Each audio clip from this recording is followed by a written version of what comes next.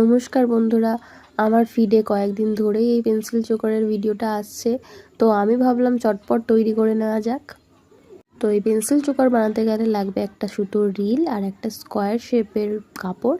প্রথমেই এই সুতোর রিলে কিছুটা ফেভিকল আঠা লাগিয়ে আটকে নিয়ে তারপরে পুরো কাপড়টাকে সুতোর রিলটাতে রোল করে নিয়ে শেষে কিছুটা আঠা আবার দিয়ে আটকে দিতে হবে। আর দুপাশের দুটো বাড়তি অংশ আবারও আঠা লাগিয়ে দুপাশে আটকে দিতে হবে। আমার সহজে হচ্ছিল না বলে আমি একটু তুলির ব্যবহার করেছি। আমি প্রায় যে কটা ভিডিও দেখেছি এভাবে তুলি দিয়েই করেছে।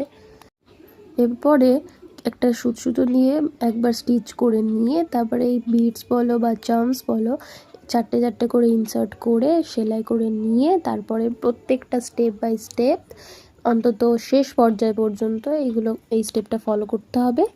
এগুলো তোমরা আলাদা করে নাও কিনতে পারো, কারণ পুরনো গয়না থাকে যেগুলোর মধ্যে এগুলো থেকে যায়, যেগুলো হয়তো নষ্ট হয়ে গেছে, সেখান থেকেও পাওয়া যেতে পারে। আমি অ্যাকচুয়ালি তাই করেছি।